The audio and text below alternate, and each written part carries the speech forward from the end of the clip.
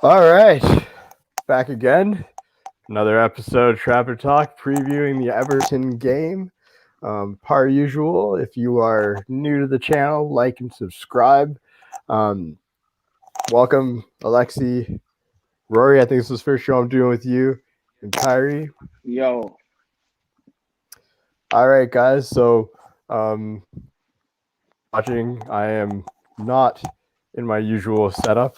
I'm sitting on a bed uncomfortably. Previewing from my house that I just moved into. So yeah, none of you care, but just in case you're wondering why is Cam in front of this really ugly wall, this is my new. It's gonna be the new room I'm previewing. Just I'll be at a desk and have a mic and shit set up. So I apologize for the downgrade in quality, and if I'm moving around a bunch, it's because my laptop's on my lap, literally that's fine. how it's supposed to be used. But now that that's out of the way, guys, essentially just want to get us going and want to talk about the upcoming game. As you may have seen on social media, I unfortunately missed the 9-0 drubbing. Can't believe. So I watched it back. Luckily, here in Canada, we do have something called the Zone, so you can watch things back. So that was great. I was able to watch the game back, and I was able to get really excited for this preview to see, the kind of mentality that I was hoping for after the Sheffield United loss is what I got now, right? So that's what I got for the Southampton game. I know a lot of people were out there saying, well, you were up 9 men, 10 men, or whatever. I didn't hear any of that when people were talking about us losing 6-2 to Tottenham. So I don't want to hear it. I'm going to just say that straight up right now. I scoured everybody who was trashing a 6-2 to Tottenham. Not one person was like, oh, well, Martial got sent off with a red. Like, nobody cares. So there's an just getting that out of the agenda. way because I'm 100%. There's a massive agenda, and I just want to get that off my chest because I didn't get to go on the review and I didn't get to talk about the Southampton game because I've been moving, and what a game that was. But moving on to the Everton game, hopefully we get the double done this year. I'm feeling confident about it, guys. I don't know about you. I'm going to start off, Alexi. Let me know how you're feeling about the game. Just let's hear your thoughts. Well, we couldn't be going into it in a better state, really. I mean, we've just won 9-0. I think sometimes I've forgotten over the last couple of days even, sorry. We won 9-0. Like, that never happens. It's happened twice in our club's history. We've won 9-0. And before that game, all of us were saying, everyone in our fan base was saying, we're not clinical enough in front of goal. There's a game at Anfield, game against Arsenal, PSG game, Leicester game, not clinical in front of goal. We then play Southampton and score 9 goals. And sorry to come back to this, but I fully agree that we're not getting enough credit for it because Southampton are actually a very good team. I know they had injuries, but everyone's been saying all season they're a really great team. They've got a really great manager, right? Wolves played Arsenal, right, with 9 men for a fair amount of time. They didn't score an extra goal or anything like that.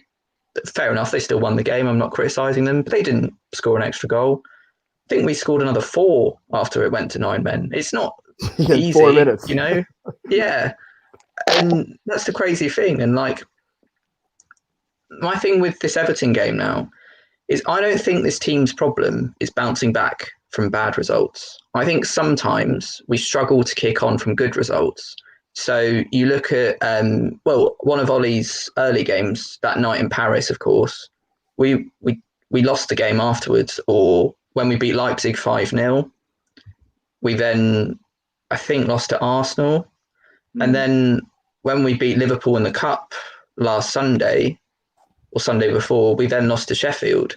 So it's almost like sometimes that the team is on such a high that we do come crashing down, but I don't think we will in this game. But I think it's important that the players, unlike against Sheffield United, don't go, oh, we're just brilliant. This is, I'm sure they won't, but I think it will really show what we're about as a team is if after a 9-0, we just go and beat Everton and show a bit of consistency. I hear what you're saying where you say, like, we have a hard time after we have big results, which I don't disagree with you on.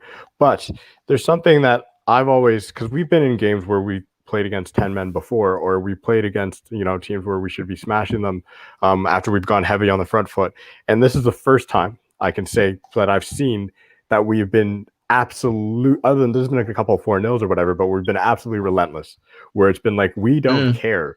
Like, we bet you're down. And people were saying it looked like it was a training match out there at some point. Yes, because they could do that. Yeah. That's the smart thing to do, was to pace yourself and not over. There was at one point where the commentator even said about Aaron Wan-Bissaka, he came up limping after making a last-ditch save. He's like, if I'm Aaron Wan-Bissaka, I'm barely getting involved in the attack moving forward. I'm taking a day off. Like, I'm resting out there, which we kind of did, because it did look at times we were passive, but we were so clinical and we were so smart with what we did. And every time we were on the ball, it looked like we were going to score. And that's what I really want to see moving forward, is that front foot attitude. Kyrie, how do you feel about, us coming into this game kind of on a high? Do you think we'll crash down? Do you think we'll kick on? How do you? Well, after winning 9-0, there's no reason why we shouldn't continue this form.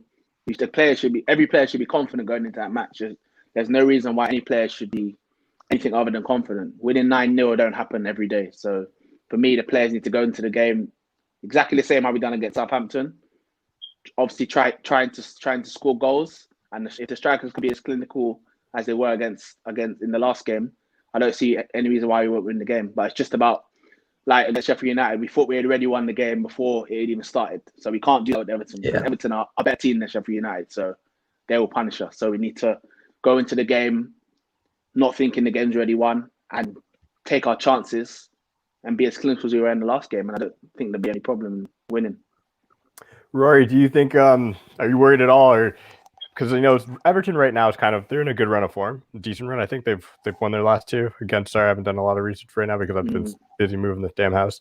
But they seem like they're in a good run of form right now. They had a little dip, but then they had that Hamas screamer, that was bonkers against Leicester, and then last game they won 2. I think it was 2-0. Leeds, against Leeds, but 2-1, 2-1, 2-1. Yeah, Bamford. Yeah. So, Rory, are you worried at all, or do you think that we'll carry this momentum into this game? Again, it's one of those ones of like we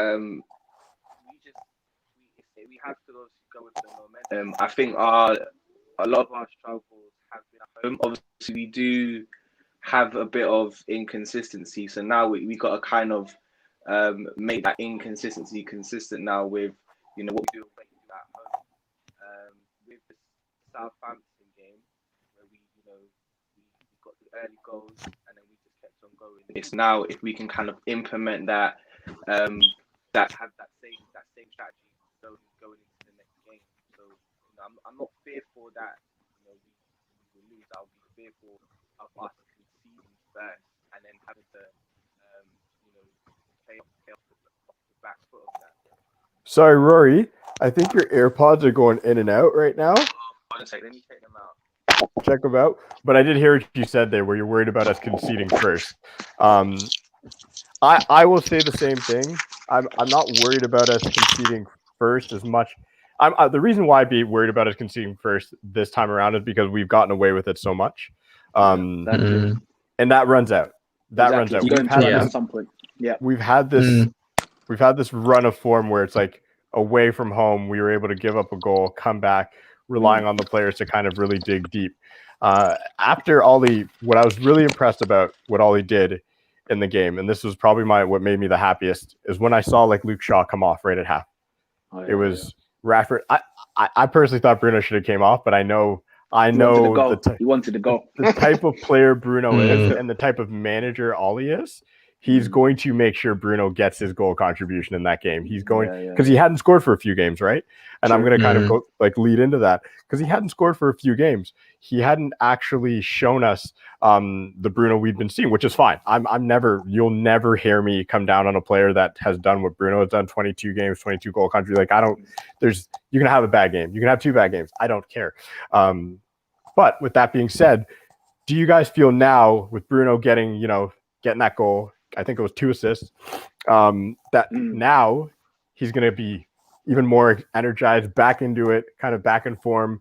And do you think the other players, for instance, like a Greenwood or whatnot, who had really strong involvements, are going to continue that form? Either one of you, it's like, how do you feel about the players, specific player, Bruno especially, because that was a big part. I thought Ollie kept him in for a reason. I know Ollie likes to rotate and keep his older guys fresh or whatnot, but he kept him in because I think he saw what everybody was seeing. He needed that goal to get excited. Yeah, I think you make a good point about Bruno getting his goal, but also his assists were brilliant as well. I think it was the one for Marshall. I think he dinked it over, and Marshall kind of chests it down, and it was just Mr. really Anthony brilliant. Marshall, And who can always score difficult goals. Great goal. yeah, and the thing as well is obviously it's great Bruno got a goal, but Marshall has played himself back into form in that game, I think, which was really important. And Wan-Bissaka going forward in that game was like the best I've ever seen him. He was absolutely superb because I think everybody recognises he's a brilliant defender, but we've all realistically had concerns about him going forward. But in that game, that goal where Shaw crossed it to Wan-Bissaka, we wouldn't have seen that a few months ago. So yeah, it's great. We've now got Wan-Bissaka in form. And even, Dan James came on and got a goal, and maybe he'll have a bit of confidence. And the great thing about that game is there's not a single player in that squad who's not going to be confident now, apart from obviously maybe Phil Jones, but he's, I don't think he's coming back. But yeah, all of them will be confident. All of them have had an upturn in form, and we've just got to hope players like Martial, for example, Wan-Bissaka, keep on with the form they showed in that game. Because if we go in to this part of the season with Martial, Greenwood, Wan-Bissaka going up in form, we've really, really, really got a chance at least coming close with City for the league. Because you've got to think this run we've had has come without Martial or any of our main strikers, our number 9s, scoring that many goals. If we're playing like this and our number 9 is scoring a lot of goals and our right back is putting brilliant crosses in, brilliant movement, we could improve. And obviously City need to drop points, but I don't think the title talk is over yet. I agree. Kyrie, how do you feel Martial's back? Because part of me, the thing about Martial, and I've always had this issue with Martial, and we've seen it when Cavani came in, he only scores these worldy type goals like these. He had the one, and I will say I was impressed with all the United players who didn't celebrate their goals except for Dan James, because he's just so excited to score. He even looked at Bruno, and Bruno's like, okay, I'll celebrate with you. But Martial slotted his and just went about his business, which I like. Do you think Martial, this will help him come back to form, and maybe we'll see some more from him? Before I say something, Rory said to add him back in. I think he said. Oh, there he is. Yeah. So I think Martial scoring was great for his confidence, because obviously before that he hasn't been at the races recently. So I think obviously them 2 goals are going to be massive for him, and I hope that going into next games that he's going to kick on from here and start to show the form that he did last season. So I just hope that the second half of the season is better than the first. And obviously having Martial firing as well. And if we can get Greenwood scoring again with Cavani and Rashford, there's no reason why we can't keep this momentum going, and we can fight for the league. But we have to be consistent, because City are looking excellent right now. So the only how they're going to drop points, we're going to have to play them at some point. So we're going to have to beat them as well. But we have to beat City to win the league. We have to beat City, that's not a question. We just got to keep winning. We just got to try and win every game from now on. We can't afford to drop any points. And then obviously when the City game comes, if we beat them, then, and obviously they're playing Liverpool this weekend. They have Liverpool, Tottenham, and exactly. So they have Liverpool, Tottenham, and I think who's there? Arsenal, it's a double game week for them, and it's 3 extremely hard games. Oh well, them 3 games, who knows what can happen? I think it might be Arsenal, but it's Tottenham and somebody is their double game week, and then Liverpool. So I don't like watching what they do, but this is, if they get through this period with 12 points, then the pressure is peak. You talked about Greenwood there, Roy. I want to see if I don't know, did you notice? I know I noticed this. Greenwood seems to be figuring out that you don't always have to shoot, because he was very influential in the attack. He can. He's a quality finisher. And again, it's finding the right position for him at the minute with regards to where his goals are going to come from.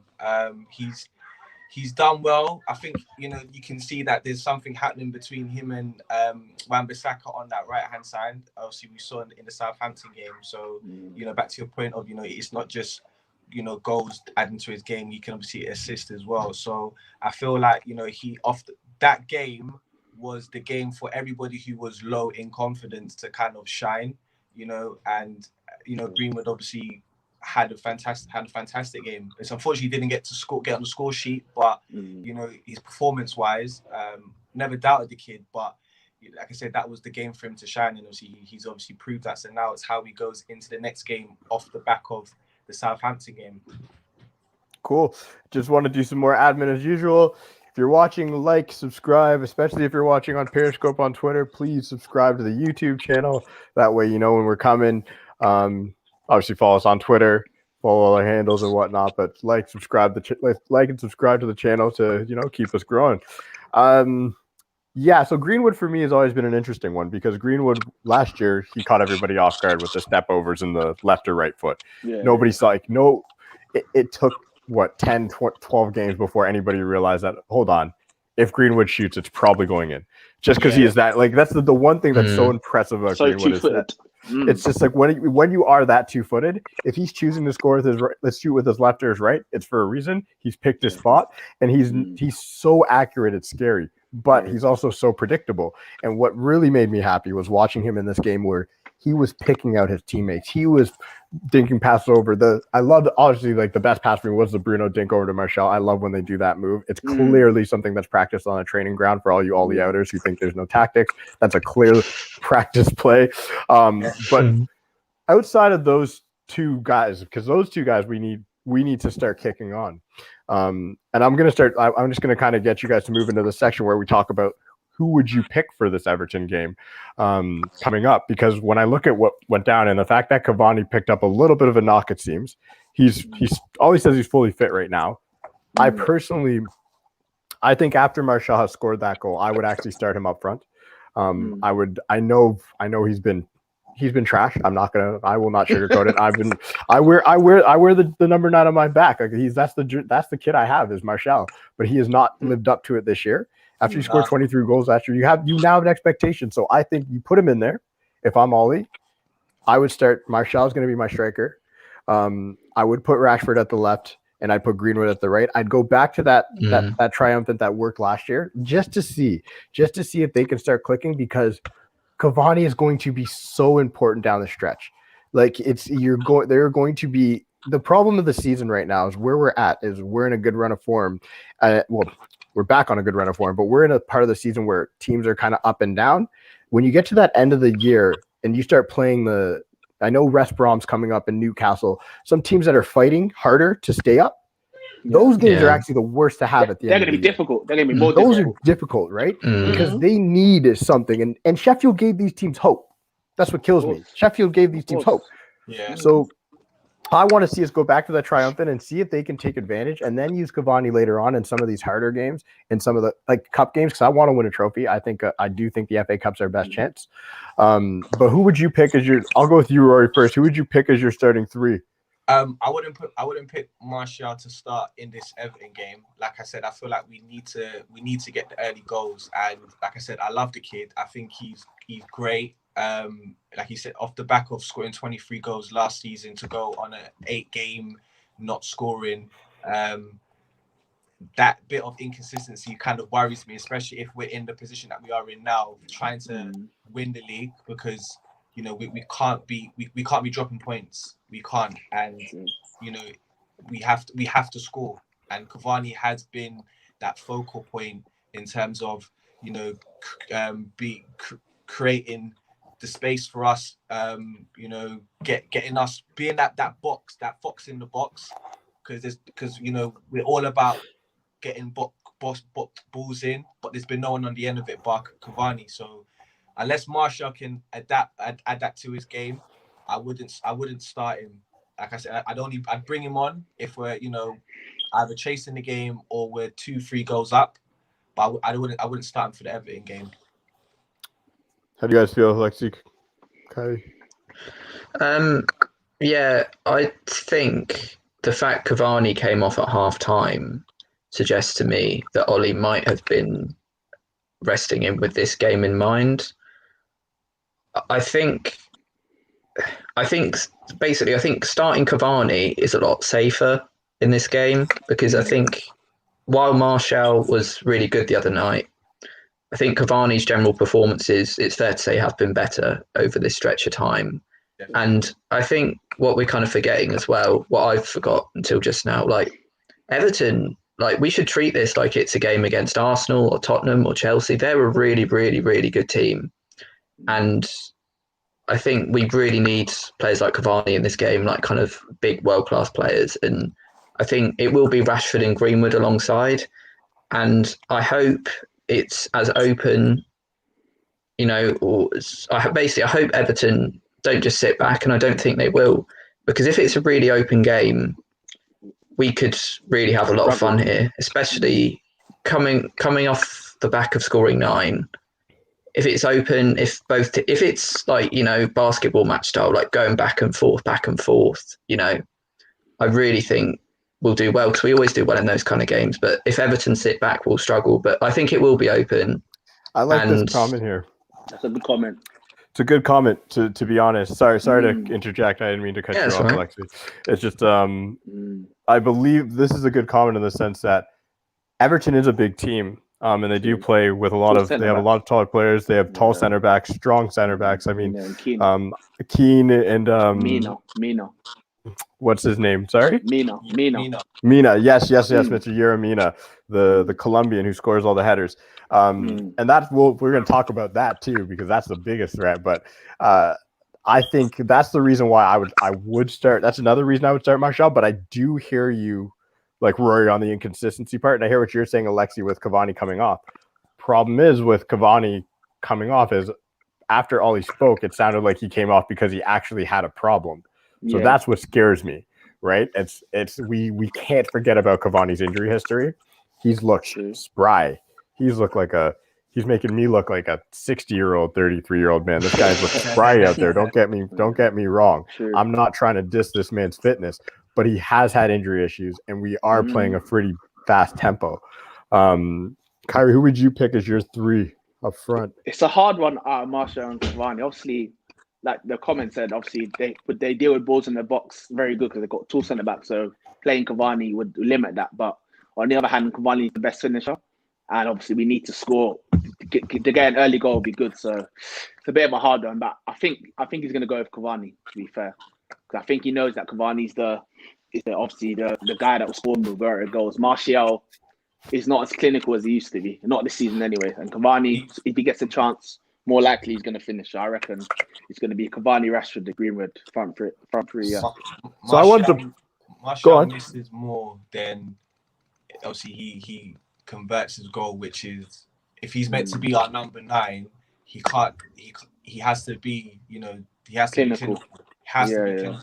It's interesting because before this year, he had a very high conversion rate. Of course. One of the best in the world. He used to be a good finisher. He used to be a very good finisher. As long as he had his sight on goal. And I'm going to go off. No, but he would always unstoppable. Score.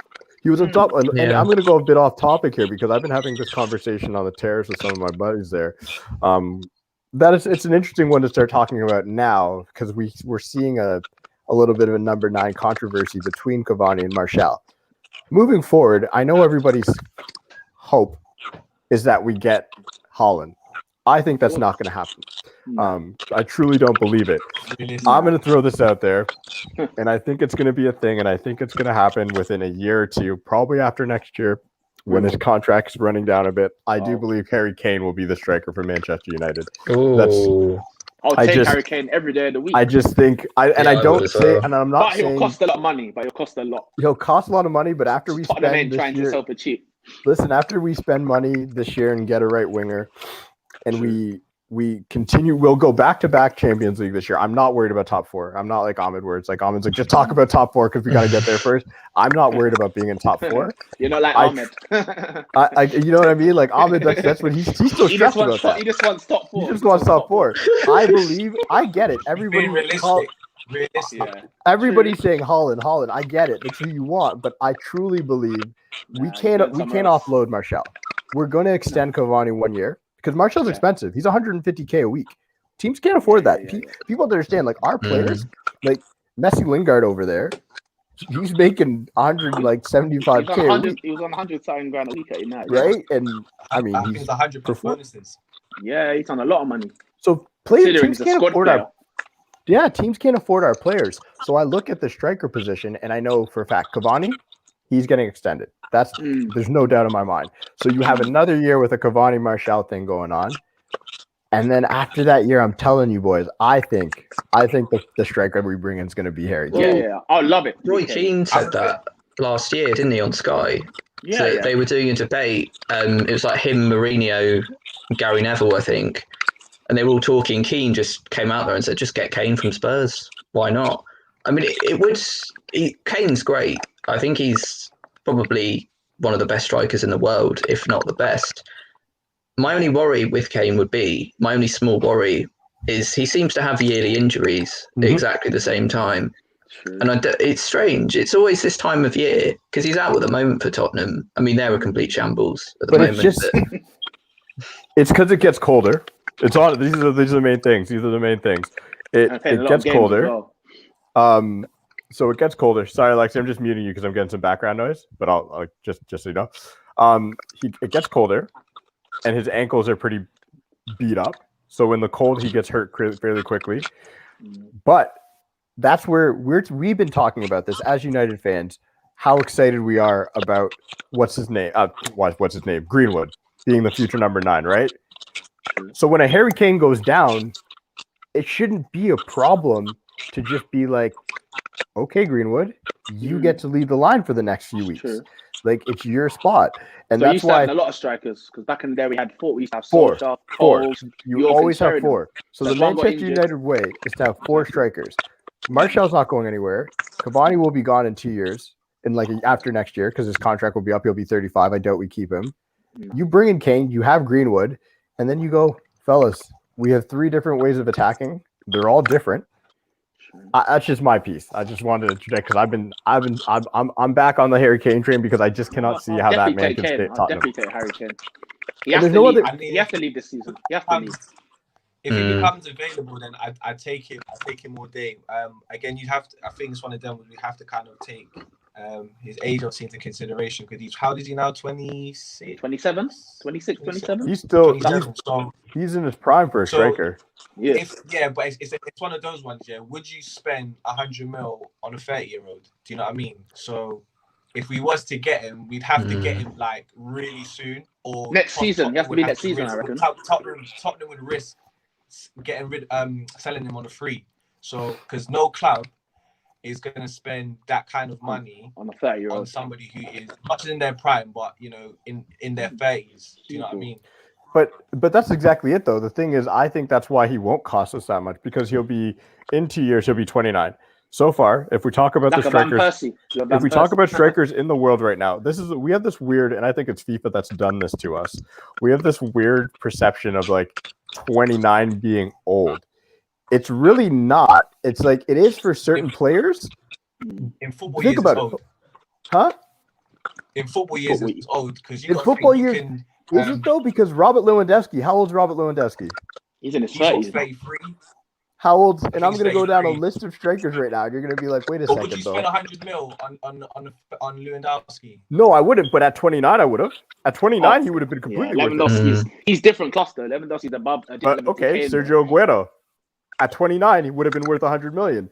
Raul Jimenez has hit his peak at 29 years old. So what I'm getting at, this is what I'm getting at, is that for whatever reason, the football world, and I believe it's FIFA's fault, I swear to you, had started to think that just because a striker is coming up to 30, he's automatically on the decline, where, in contrary, a lot of strikers were actually seeing their numbers hit peaks or get better around 29 to 33.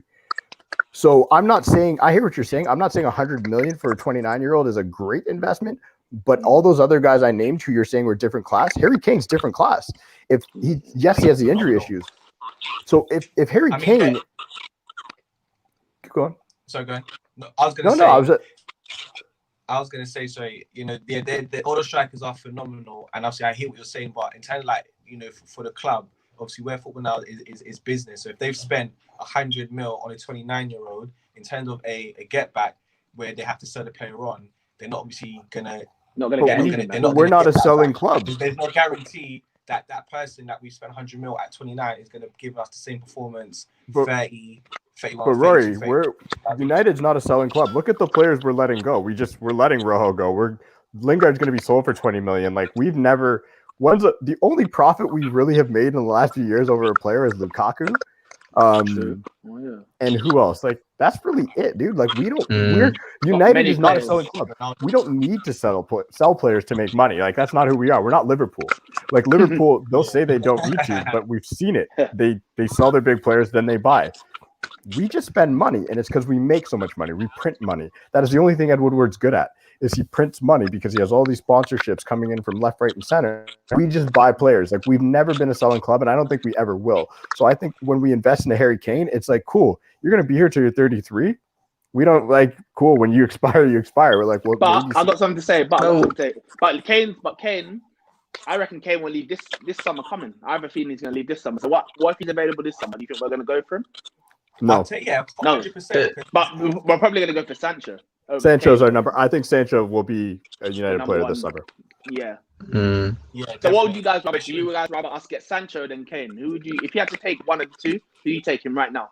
Jadon Sancho. I'll take Sancho. We need a right. We're so unbalanced. We just need that right wing to be figured out. Also, as well though, do we not think that maybe Mason might become the number 9? Yeah. Because if we're getting Sancho in and we've got Diallo, he's not going to be on the right. Nah. And we got options. If we get Sancho, we got options up front now. I will always say this. Yeah, definitely. I don't care who wins that battle. Doesn't play like a number 9. Who's that? I don't think Greenwood plays. I don't think he's got number 9. Maybe not yet. In terms of hold up, maybe possibly, but even still, even watching him through the youth, he was never the focal point. Do you know what I mean? He always, was drifting out wide and hitting shots. He was never playing off the last defender, off the shoulder, doing runs in behind. That's not his game. So if they do manage to convert him, cool. I'm happy. But I don't see that in his game at all. He reminds me of Rashford. Honestly, he reminds me of Rashford. He reminds me of Martial, the way he played, except he's a much better finisher than those guys. You're completely right, Roy. I do believe he'll play up front for us in the sense of he'll be a different type of striker. Yeah, but he's not your fox in the box. He's not that guy. No. Definitely not. There's one kid coming through. He scored 4. Hugo. Hugo. Yeah, this guy. Someone said it in the comments. Yeah, I've seen him. He scores a lot for the youth team. Yeah. It's always tough to judge the kids in the youth, though. Anyway, okay, so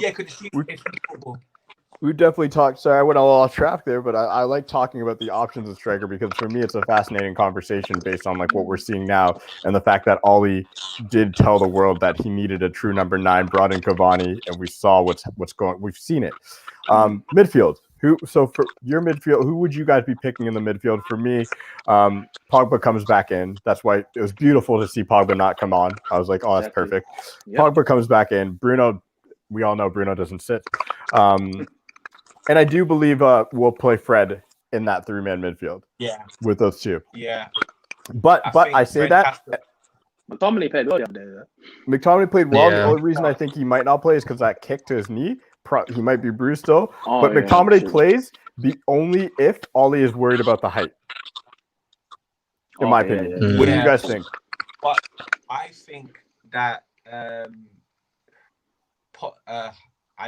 think the game against Everton, because that midfield 3, you got Alan, Doucouré, and Alan's injured. I think Alan's injured. Okay. He's not playing. So you got to be Doucouré, Sigurdsson, Doucouré, and is it James? Yeah. So I feel like Fred, Bruno, and Pogba will be the better choice in the sense that, like I said, Pogba's a unit. You know what I mean? So he'd be able to physically deal with Doucouré, strength for strength, and obviously he's a much more quality player. So I feel like Pogba will have that over Doucouré. Bruno again, much more quality than Sigurdsson. Obviously, Debo's situation, Sigurdsson I feel like is better. But as long as we refrain from giving free kicks, we should have a problem. and then obviously Fred will. I feel like Fred can deal with James as long as he doesn't get too touch tight, because obviously James he's a very clever footballer. So as long as Fred can obviously try to be that one step ahead, it will give James trouble, because James he doesn't like a kick. He doesn't like a kick. And the Fred. One thing I like about Fred, he throws his weight around. He's not afraid to get stuck in and win tackles. So as long as he gets into James' head quite early and kick James out the game, then Everton don't really have nothing. If he puts McTominay in, then he's going too defensive. He's playing it too safe, and we don't need to play it safe. This after a 9-0 win, you kind of need to go free flowing. Mm-hmm. Sure. Alexi, what do you think? Because I look at that midfield, and I agree with you, Rory. I don't think they have ball players in that sense where we have to worry about them outplaying our midfield from a technical standpoint. Who do you think we'll go with in the midfield? Well, if you'd asked me this, if we were going to this game about 3 months ago and you asked me, I would say McTominay, Fred and Bruno, because I wasn't massively confident in Pogba's defensive abilities. But I think now you can play Fred, Bruno and Pogba, because Pogba's all-round game it's always been there. And it's always been there for France, but for us in the last couple of months, he's been absolutely brilliant. So I think it doesn't make us too open, him playing and Bruno playing now, because Pogba's defensive abilities are so much better than they were before. And he obviously offers loads going forward. And it's a simple point, but I don't see him not playing 2 games in a row, to be honest. I think he was rested for Southampton and he's going to play because he deserves to play. He's been brilliant, and obviously he did win Player of the Month, I think it was today. So I think it will be those 3, because Pogba's defensive improvement has now given us the option to do that. Yeah, he's putting in a shift now, which is great, and on the defense. And a very important part that we need to talk about is how we're going to defend their set pieces. And Dominic Calvert-Lewin, who's the best jumper in the Premier League. Pogba's been probably our best defender in the box recently on set pieces. He's gotten his head to everything. He's used that athleticism. He's used that size. So I do think he's not that liability that we've seen in the past. And seeing him track back and work hard for the team, it seems like he has his eye on the prize too now. He fully gets it. He's like, listen, I need to be the best version of myself for us to win this league. And he's been putting in that shift. I think from the defensive point, I think the first man on, I think the second guy, I think we'll probably have all 4 of us will have the same back 4. Maybe not, maybe aside from one of the defenders, but I think Luke Shaw is probably the second name on the team sheet at this point. He's been the best left back in the Premier League, plain and simple. He's like, I've hated on Luke Shaw before, and I can put my hands up. I came into the season saying Ben Chilwell was outplaying him, because he was for a little bit there. I thought for sure we were going to see Tellus take over the spot. And now Luke Shaw has just been unbelievable. He's played. I've been so impressed with him. Yeah. Do you feel that performance has come from bringing in Alex Tellez? 100%. Of course. It's the exact same. 100%. You need some competition. Every player needs competition. With Brandon Williams, when Brandon Williams was pushing him, he came out and said openly that made him a better player. Yeah. So I think it'll be him. I think Baye will come back in. Because I think Lindelof, we're now, the back problem's a real problem, and I don't think he can play every match. His back seems to be Baye was better anyway for this match. I do too, but if Lindelof's healthy, that's Ollie's guy. Ollie loves him, and he's under. I think they kind of compensate for each other. Like Lindelof is a bit more clever, because Baye will give you he creates too much problems. He's a good defender, but he does the most irrational things in the wrong areas. Do you know what I mean? He's so frustrating. Very erratic at times. They're both as suspect as one another. I don't really have a preference, but if I had to choose for the game, I would say Baye for the physicality against Calvert-Lewin. Yeah, and with Baye, that's it. It's the physicality is what we're looking for, the speed. Maguire, as we know, likes to bypass the midfield with his runs, and I actually have no problem with it. It's just you need somebody who can cover for him, and that's why like when you see Matic play with them, he's always playing at center back. It's weird. He's always dropping back that deep. When Maguire marauders forward, he basically just steps back. I think Maguire's on the team sheet, obviously the captain, and then Aaron Wan-Bissaka. So that's, I think the back four kind of picks itself in that sense. We have to. Can I ask a question? To play devil's advocate, do you pose that had we played Matic and Maguire in a in part of the back line, do you feel like we'd have the same defensive issues? Matic as a center back? Yeah. I think he's far not too him slow. and Maguire together. Yeah, he's too He's slow. far too slow. Them two together, they would get.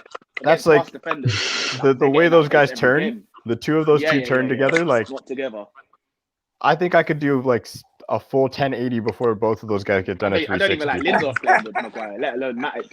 No, they're so slow. They're both like, the thing I love about Maguire is Maguire's great for a team like Everton because he really helps us he got that in the air. He's going to win all those aerial duels. And that's why I'm a big fan of Maguire in this game. And I just like Maguire in general. I think he's a great player. I think he's super underrated. I think if he didn't cost 80 million, nobody would ever talk about him. It was the 80 million price tag that hurt him. Outside of that, he's one of the best defenders in the Premier League. So I would never play Matic back there. But when we play with Matic, the tactic is Matic has to drop back every time Maguire goes forward because Matic can't cover once Maguire's past him. That's the problem. He's too slow. So it's literally, he has to. That's why he drops back into defense. It's because he is so slow that when Maguire's bypassed, because how many times have you guys seen Maguire pass Pogba on the pitch and been like, many times. Yo, you're a little far from the pitch, big man. But that's what he does, and him and Lindelof are both excellent passers, right?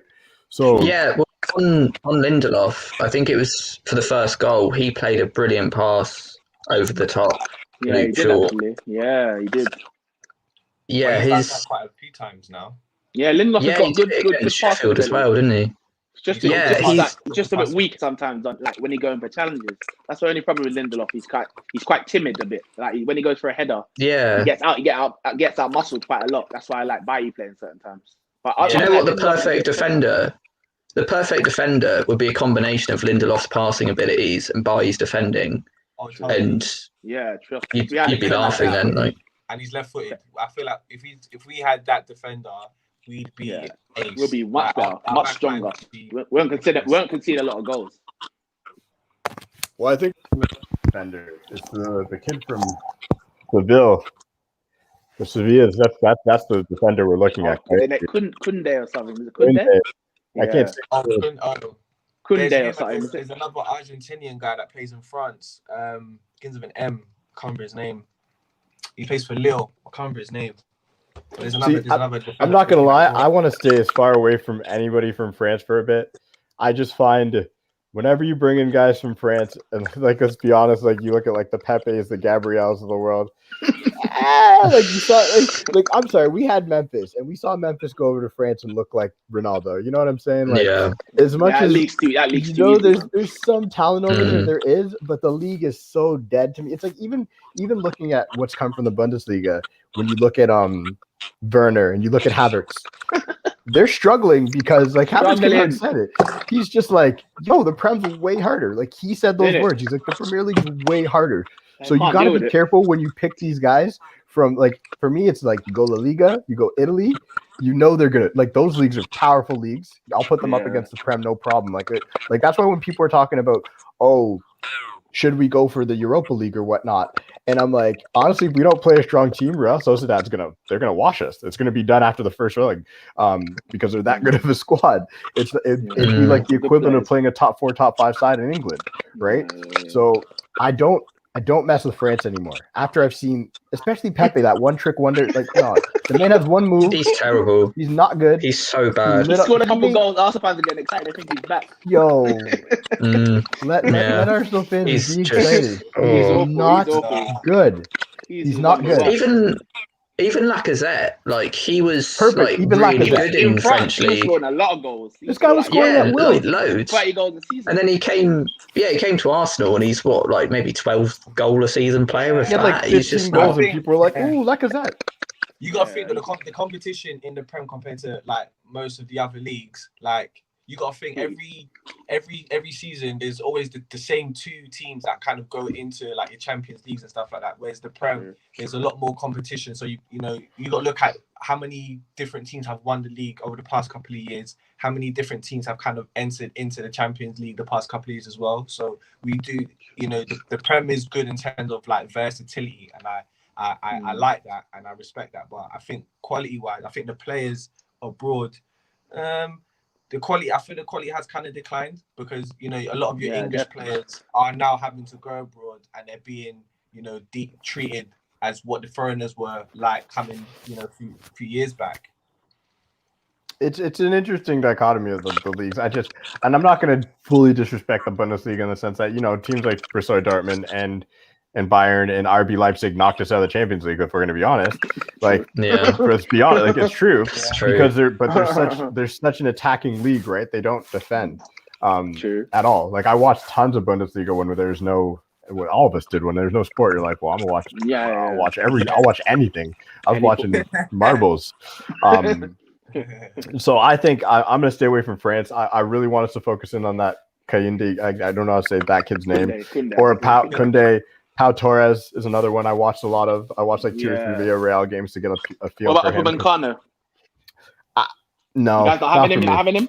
Not for me. And the reason why he was terrible against Rashford. The reason why it's not skin.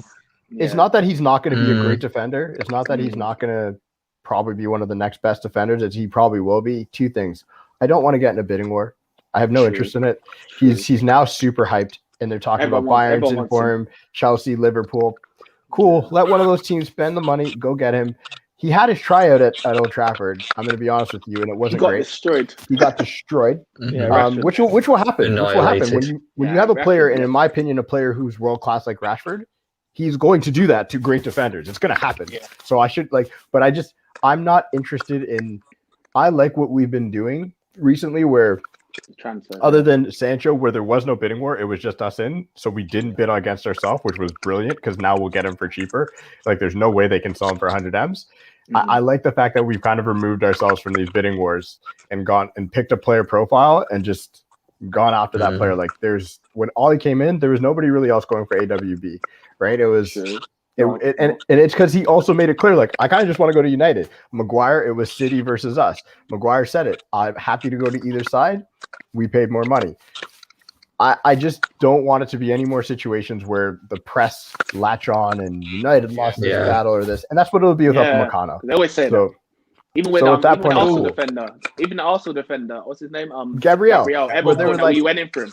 They're like, oh, we came in for him at the last minute. Arsenal got him before us. We asked him to hold out on signing his deal, blah, blah, blah. I was like, that sounds like a bunch of bollocks. Like, we came in at the last second and said, hold out for 22 million. Like, we could have easily just been like, fine, 25 million. We'll sign him. We just bought him if we wanted him. We would have got him. Every single news article or video or story you see related to football, they will try and get United in there. Ramos. Inevitably. Ramos, prime example. Like, there's no way we're signing Ramos. Yeah. Exactly. No. Ronaldo as well. No. I don't even want to say that man's name. That's it. Like, no Ramos talk. After what he's been, come on, we know what he's doing. The man's like, I want 450K. Who can pay me? I'm going to go to United. No, it happens every year. Every season. No, we're good with that. All right, score predictions. Alexi, I'll start with you. 3-1.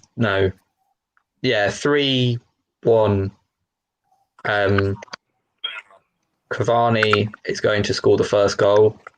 He's going to come off about 60 minutes because he'll be a bit tired. And then Martial's going to come on and score the final 2 goals. And then Liverpool are going to beat City on Sunday. And 21 is coming. Love that. All right. Kyrie? I'm gonna say 2-0. Cavani and Bruno with the goals. Rory? Yeah, I second that actually. I second that.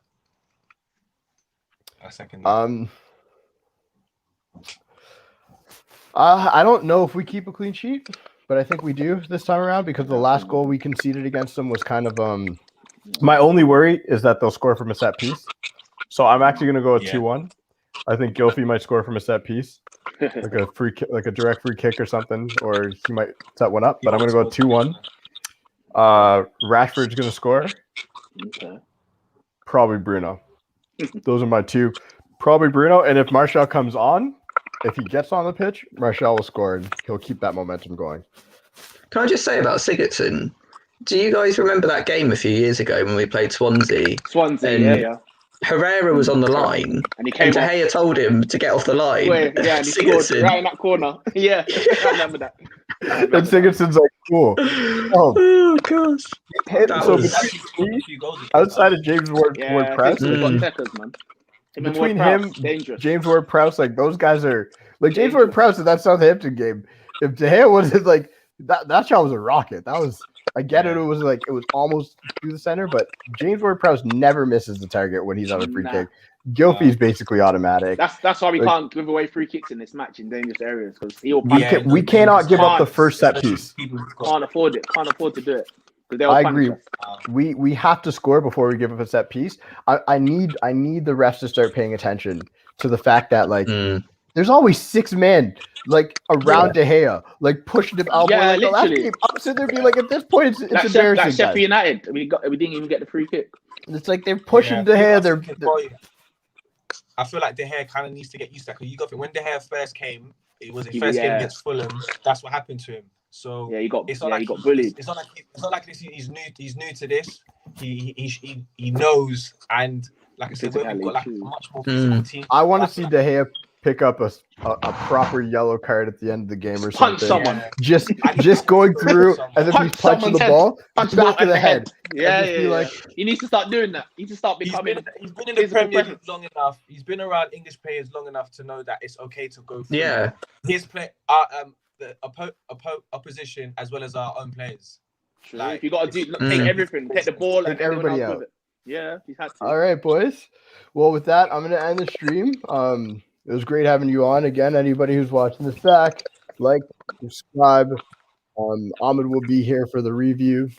And yeah, thanks again. And let's go United. You know, wicked, man. Thank you guys for having me as well, man. Brilliant. Man. Absolutely. Thanks for coming on. And nice to meet you. the title race is staying on. That's the way I look at it.